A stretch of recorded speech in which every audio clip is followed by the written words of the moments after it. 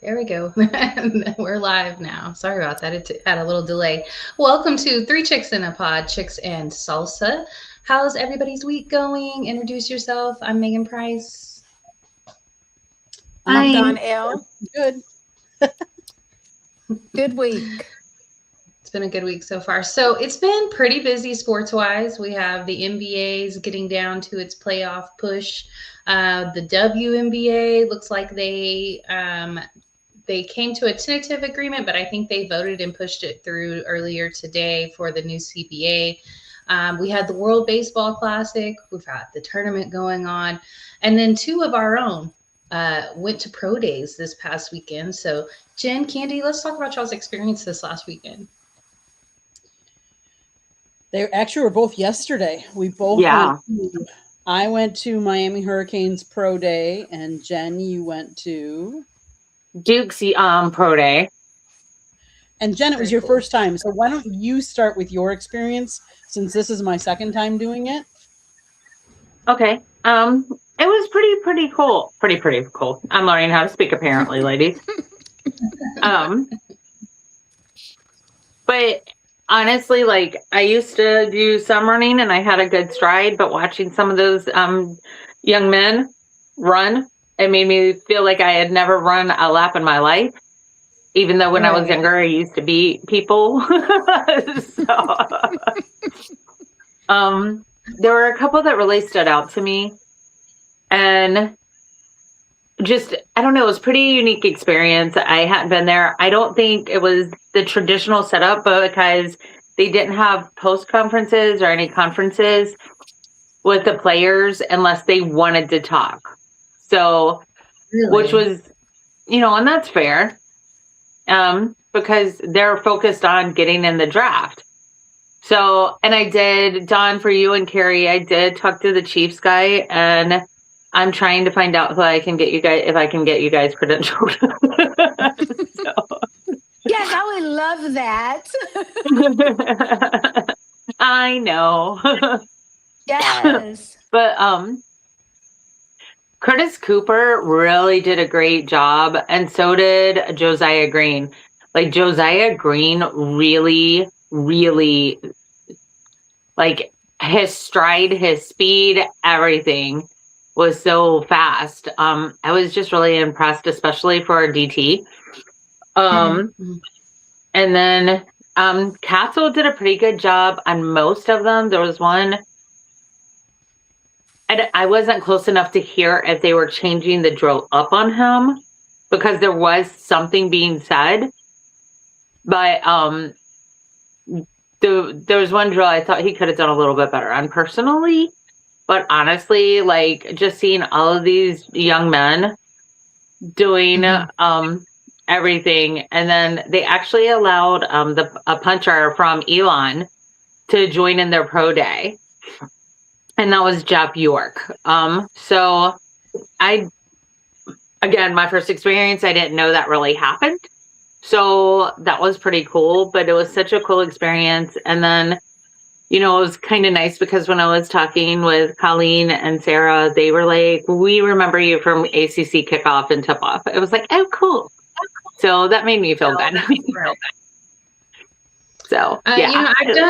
I've done a couple of pro days, not in person though. I did them via Zoom. And it's kind of similar to what they do at the combine. They go through some drills. And then I guess they choose to talk to the media or not. There were the ones I went to, it kind of seemed like most of the people, at least the stars, your starters were going to go through and talk to the media. And kind of a way to showcase themselves, whether it was before the draft or if you weren't invited to the draft, then you were able to do that. But I wish that they would talk to them more about talking to the media and doing their press conferences, because it's so important to showcase yourself like that. And there's so many other avenues. You don't know necessarily, like, it's so hard to make the NFL. We know this, but it's not your only road to football or professional football. Correct. There's many different leagues. There's many different roads there. And, I go to the National Scouting Combine pretty regularly, and it's the second biggest combine in the country. And that is kind of their main focus of, like, if it's not going to be the NFL, where else are you going to find? Because you can try and make the NFL. Of course, that's the ultimate goal for everybody. You know, Sure. you want to Right. make it the best, That's definitely but the goal. there's so many other ways to play professional sports. There really is. And in all honesty, some of the best players who've ever played didn't go first round. Right. No. Oh, yeah. Like Definitely Brock not. Purdy didn't. Tom Brady Right. famously did not. And Right. sorry, not sorry, but Tom Brady's still to go to the postseason. I mean, whatever we think of him, he is still the GOAT of the postseason. I mean, I'm sorry, but Montana still has go. Okay. But Yeah. I mean, that's true. That is definitely true. And I actually think that a lot of times the ones who don't go the first round usually do very well and have long careers. yeah, Right. You Agree. don't have the same pressure. I think Well, Steve and Smith went fifth. yeah.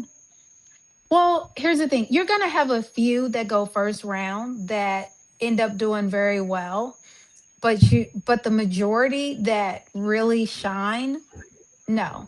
Because we'll spend all this time on all the ones that are going, the first 10 or the first 5. And Right. I mean, it's been proven that usually they get to the NFL, they don't always do that great. But part of that is they're going typically to poor When you're teams. that high, Well, you're yeah, going to a no, bad that team. definitely. Oh, yeah, definitely, And that because they're makes a going to big poor difference. teams. Yeah, that makes a huge difference. But even with that, a lot of times they don't even they just don't shine. A lot of Right. times, some of them do, but they don't shine. But Even with whether they go to a poor team or a great team, I've seen some go to a pretty decent team and they still didn't do very well. I think it depends on the coach that they're going to, how he Hmm. really develops them. Because I think that Correct. it's a big leap. And we think, oh, you're playing the same game, but it's a different game when you're No, college to totally NFL. different. Right. Totally different game. Yeah. Hmm.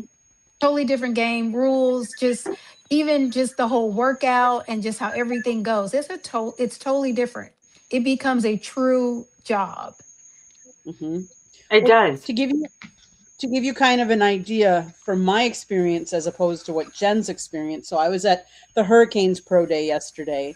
There were over 100 NFL personnel in attendance representing all 32 teams, some of them coaches, like the new one down here in Miami, Mr. Halfley from the Packers. He was down here. Frank Reich was down here. There was a bunch of other ones. I And like him. Did you get to talk to him, Candy? I didn't. Scott got to talk to Frank just a smidgen. They Just really well because they're really there to look at this, at right. the Yeah. players. So there was 16 of the Hurricanes that were working out for these all the NFL playoff personnel. And to give you an idea of what they go through, they went through measurements, timing in the 40-yard dash, a short shuttle, a 3-cone drill, testing in the vertical jump, broad jump, bench press, and position drills. Now, not all of those are viewable by the public. Like, we don't go back in the weight room, so we don't see what they're bench pressing. Right. And then they do interviews as well. And they do the same thing at the Senior Bowl, is that they interview with a lot of the NFL scouts that are there. So if they went to the Senior Bowl, they get that experience. So, Megan, I would say I think they're learning more how to speak with people and interview than they have in the past. I mean, that's really cool because that's the biggest thing that you can have that is not like a measurable thing from a drill that they're going to go out and look. Your personality, how you're going to fit in with the team, what you're going to contribute outside of what's your physicality on the field, because there's so much more Right. that goes into it than that. And it doesn't matter Correct. what sport it is, So I'm glad that they are learning to do that. I hope that they take advantage of that because it sounds almost exactly like the combine, to be perfectly honest. Is very similar drills. I like I said, I just hope that they take advantage of that, because if you can have one like National Scouting Combine, that's not free. You're going to spend money at the NFL Combine to go over there too. These that your school is hosting, I'm not going to say it's free because you definitely probably paid your university plenty of money, whether scholarship or however that happened. But you're going to get one in return for what you've already put in there with your university. And so even if your pro day doesn't go well, it preps you for what you're going to be doing at the combine. Right. Definitely. 100%. First round draft picks are usually the ones that are huge busts due to incompetence, not really a star or just a basket case. Later round draft picks are more equipped. They usually stay all 4 years and get prepared for the NFL. Glad to hear all of our opinions. Thank you, Orlando. Thank you. Thank you. I agree with that, but I also think that yes, there are some that are going to be obviously considered busts. They go very high on the draft, usually top 5. I mean, it doesn't work out for them. And whether that be on their own accord or the situation that they are drafted into, but so much of that has to do with if you're drafting high, it's for a reason. You're not good. Browns, I would agree with that. We're talking about you. Specifically. They'll be okay. Was there anybody that really stood out to either one of y'all that y'all want to kind of shout out a little bit? Maybe somebody you had a good interaction with? So I would say on our side, we got to interview Reuben Bain Jr. He came out and was interviewing with the media, and we kind of got there a little towards the tail end. And so most of the media left and that left Scott and I. So Scott was talking to him for a little while, asking him a couple of questions, and we have to put that interview up on the South Florida Tribune. But that I would say he did really well, and I really wish him the best of luck. I hope he does really well in the NFL. Awesome. Jen, did you have anybody that really stuck out with you? So I really didn't get to talk to any of the actual players. However, I mean, just in drills and speed and agility, honestly, it was Josiah Green and who's the other one? I'm looking at and Angel Anthony. Like, honestly, ladies, they really stood out to me. Just, everybody looked amazing, but those two were a step above, in my humble opinion. And I find it really to be looking for them. Duke, that they're real similar as UNC over the last few years. Like, they've more than a basketball school, like they've been relevant on the football field. And I wouldn't say like Duke was very, very good this year. They did make the championship though for their conference, didn't they? Yeah, they won. Right? And then they didn't get a go to, and Dawn and I actually covered that. Okay. But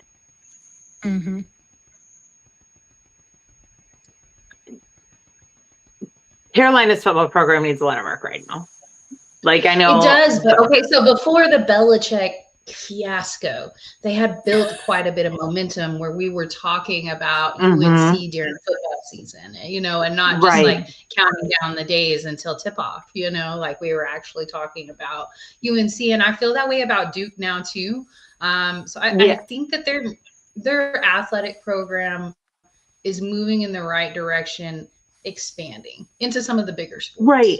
And Duke is the first school in the ACC to win men's ACC tournament, women's ACC tournament, the football tournament, and there was one other sport too that they've won so far this year. And that's the first school in the ACC to have, a fourfold. Yeah, that's in true. the same year. Right. And I mean, props, because they're investing a lot. Now, that being said, because there is not a cap on NIL, Duke has a lot of very well-to-do sponsors. So, and that sure helps. I mean, let's call a spade, Right. I mean, some schools just have more. I mean, that's just proven. Who can do it legally now? And to me, Carolina has always been more of a football school than Duke has been. Okay. Because, like, if you actually know the ACC, then you know, except for the last couple of years, and I really think NIL, good and bad, these kids need to be reimbursed for their likeness, but you can't create the culture. That's why I do really respect Dabo Sweeney of Clemson. Right. He doesn't really use the portal that often. He really doesn't, because he wants that culture there. And you know what? That culture building has worked out for him. Like, I think we're just in that funky period where we're like in between, like college sports couldn't exist the way it was existing anymore. I mean, they had to get paid like that, that had to happen. Yeah, but they had to. How they, it was definitely a Pandora's box but I don't think you could judge how much it was going to go until it happens. And so, I think we're in that time period in between what college sports was and what it's going to be. And, obviously we're transitioning towards the end closer to what it's going to be, but it's going to take time. And I think it's one of those things that we're just not going to have it all the way figured out for probably another 10, 12 years. It's an adjustment period. Mm-hmm. And they did recently bring SAFE back up in Congress. I saw that. So but we still have to do. Go ahead, you know Megan. how I feel about it. yeah, you know how I feel about it. They deserve to get paid, and the NCAA has been making so much money off of them for such a long time that it needed to happen. But some outside governing entity needs to go in and audit and make the rules, and it doesn't need to be governed by our government. Like, I don't trust them. Absolutely at all not. Either. No. Well, I would rather that's the way it's going now, with it being because in Congress. Not all schools get government funding. So, how are we going to have them govern it if not all of them receive the money? Actually, I thought all schools did get government funding. Not all. Well, if you're not credentialed, then no. But if you're credentialed, you do. You have to abide by some of the new standards. Like Trump put about, I want to say it was like 10 schools on notice that they were going to have to comply with some things.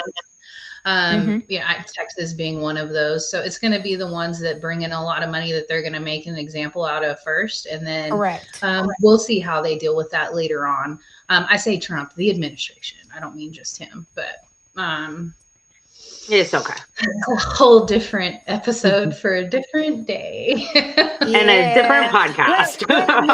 Megan, wait. How's University of North Texas doing right about now? So I thought that they were with their $45 million, they're going to be in the hole. I didn't know about this. Mm-hmm. They're going to be in the whole 45 million. Yeah.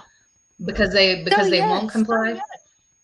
Because of, theirs is because of international minority students dropping, not coming. So, I'm not surprised by that. We had an instance of that within the Big 12 this past year in women's basketball. So Texas Tech got a center that is, she's close to 7 foot. I think, I want to say she's 7 foot. And she's going to have eligibility for 4 years. And the university was told to donate to the administration $1 million, and then she would be allowed to play. They complied and then denied her playing this year. So there is, I'm not, y'all know how I feel. I'm not a fan of them adding people whenever your conference schedule is already underway. If it's non-conference schedule, I think, okay, slide in. This is a sport that you're not necessarily, especially if you're international, you may not be in the country until the semester starts. And so there's some issues with that special circumstance that I can understand, and that it's definitely going to apply to some of these ladies that we saw this year. But like Hmm. specifically South Carolina, they're big that they got from the French national team. And shout out Dawn, because she used the rules to her advantage. I just don't think it's a good rule. She was allowed to play, and they put her in play as soon as they played Texas, and I just kind of felt like that was convenient. And conference play was already underway. So, but Texas Tech But had complied and did what they were told to do, and then they got denied anyway, and the money's already spent. correct. Yeah. So that's why I brought that up, because you're going to have a lot of schools with international athletes Mm-hmm. because of everything that's going on. Some of them are going to end up not coming Right. um, Yeah. to our universities, and some of our universities are now losing money because of the international students are not coming. They're choosing schools in like Europe and stuff like that. So I mean, their leagues, we were getting a lot of the kids from, Europe and places like that to play sports. And I think now in the next, if we don't figure out something, we're going to keep losing a lot of them, and our schools are going to lose some money. So I'm wondering also some of that NIL money, how is that going to work also with us losing money? Right. Yeah, it's going to affect the WNBA as well, because they're Definitely going the to be WNBA.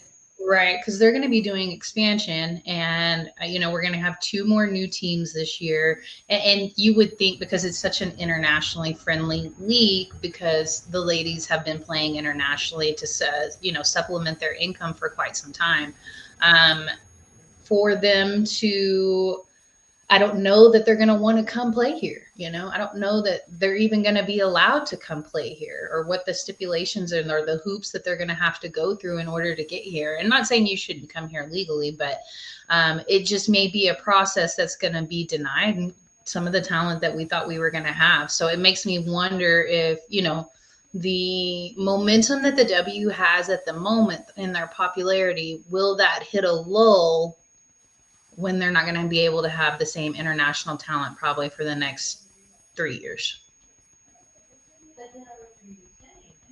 Definitely. Definitely. Um, Definitely. all right, well, let's slide over and talk about the tournaments now. So it's the best time of year, in my opinion. This is my favorite sporting event. Of course, I love all levels of basketball, but there's nothing in the world like March Madness, when it's single elimination.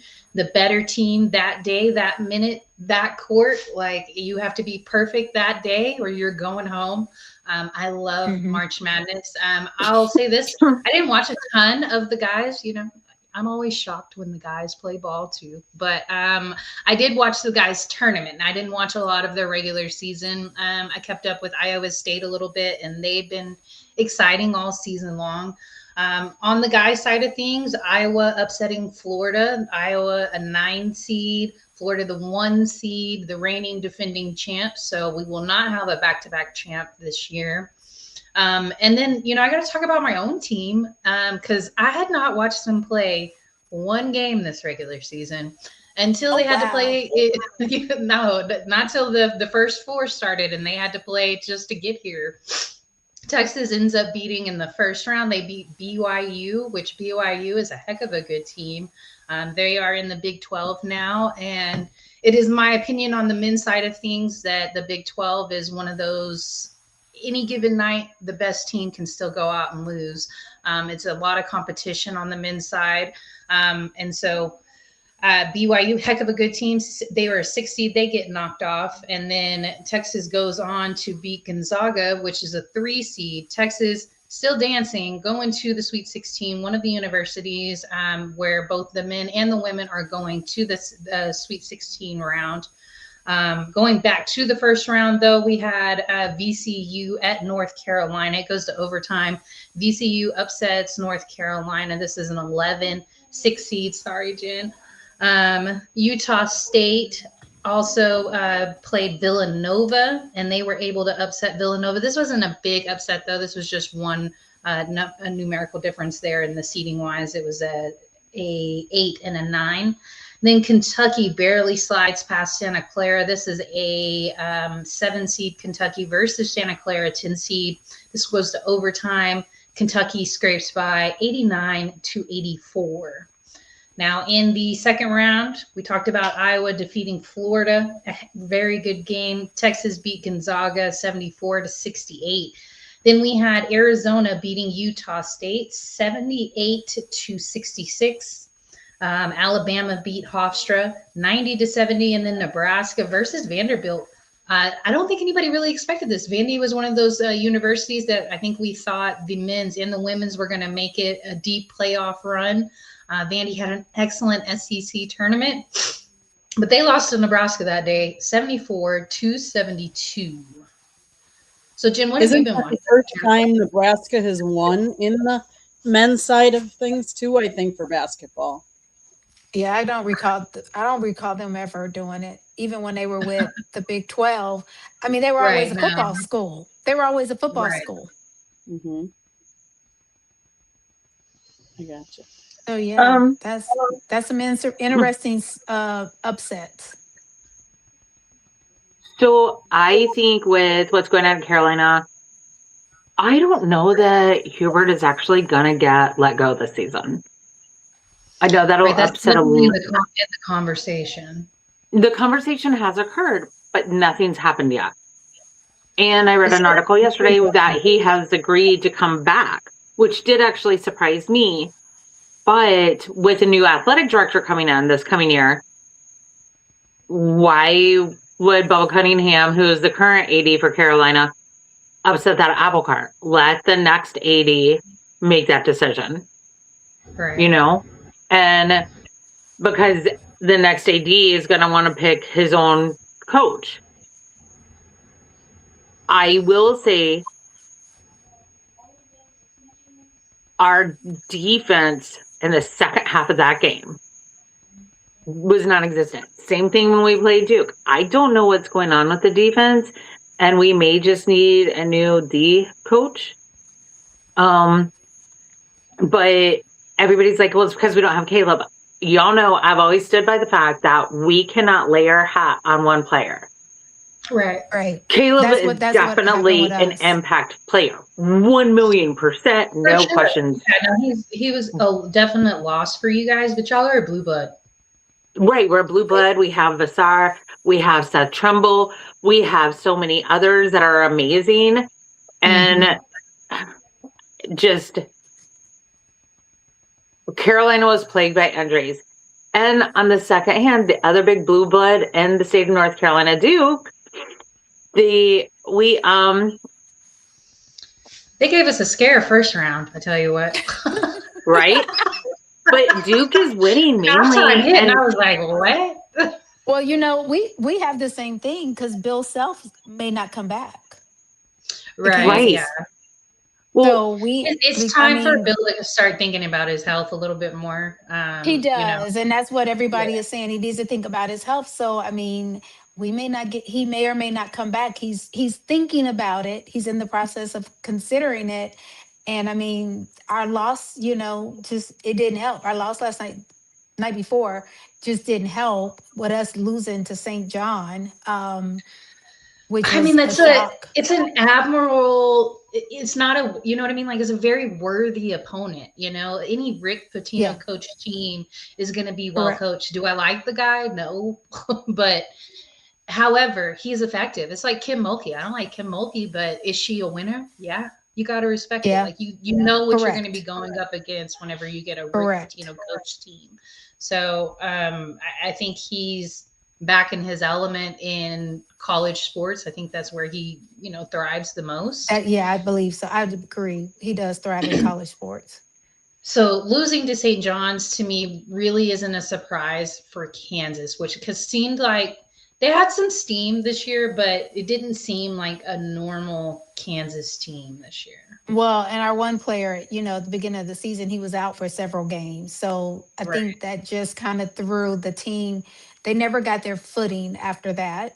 And so it is going to be kind of different. But I've noticed where it's professional and college, a lot of the coaches that have been coaching for a long time are starting to say, maybe I'm gonna sit out for a little bit, or maybe I'm ready to retire. I'm starting to see that more and more.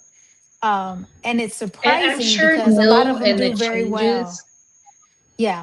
like, I'm sure the way college sports is changing affects that decision. We've heard Saban and some of the bigger coaches, obviously, Mhm. Roy Williams, Coach K, all of them have all commented too, just kind of the direction that college sports was going, that they knew that they were ready to let it go. And we will probably see the tail end of that.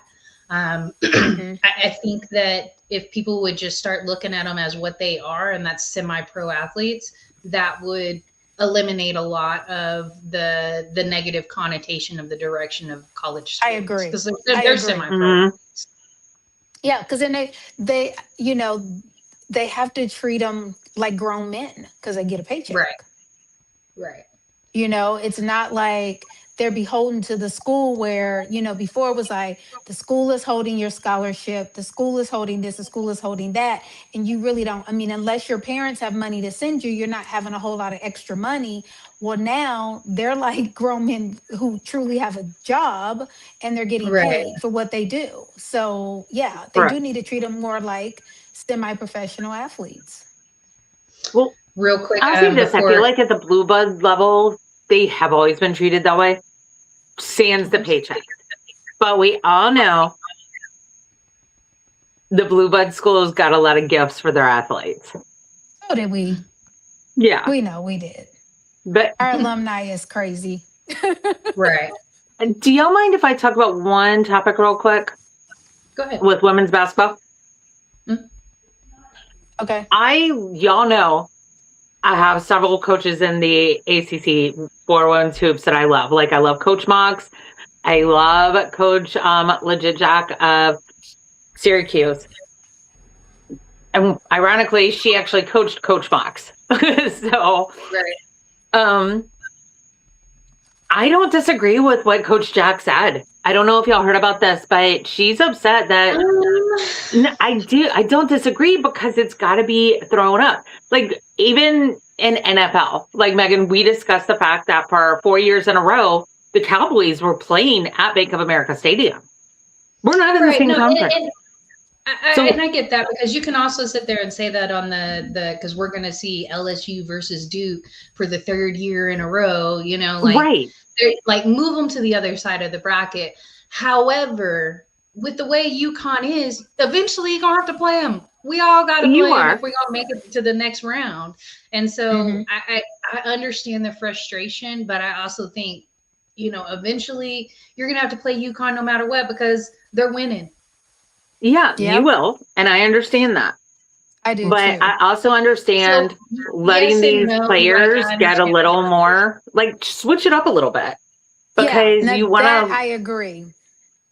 because, I mean, I don't know. I'm weird because where I respect UConn, something makes me go, I don't know why, Yeah, but just something makes me go, I'm So, not a I'm fan. tired of watching them beat up on the church league that is the Big East. right. Yeah, yeah, I'm not a big However, fan, so yeah. they're incredibly good. I thought this past round that we were actually going to see a little bit of a test for them, and we would be able to gauge how good they are. However, it didn't go that way. Right. They played Syracuse, and even though I think Syracuse is trending in the right way, Oh, they yeah.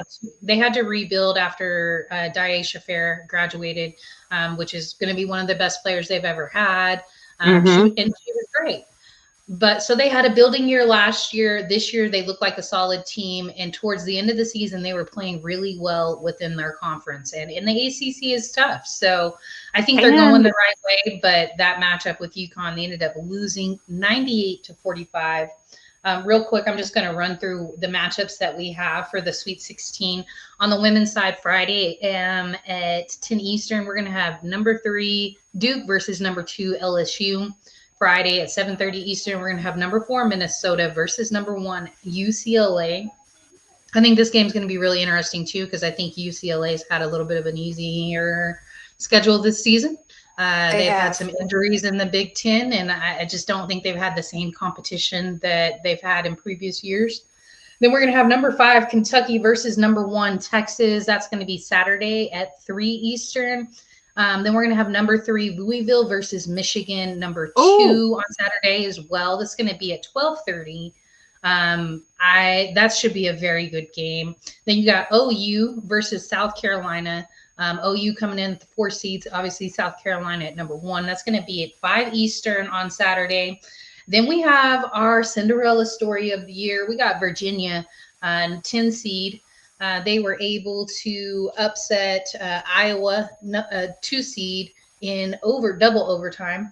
They will be playing TCU. TCU, a very physical team. So I'm interested to see what that game looks like. Definitely want to see that one. That's going to be a 3 versus a 10 seed game. Then you got UNC, a 4 seed versus UConn. I don't know how competitive that's going to be. I think UNC was seated a little high. They are also kind of in a building year. They had some ladies that graduated last year. So if UConn, if we can take anything from the last round of how they looked versus Syracuse, which I think is a decent team, I just don't know how they're going to look versus UNC. Then we got Notre Dame versus Vanderbilt. Vanderbilt, a 2 seed this year, Notre Dame coming in at number 6.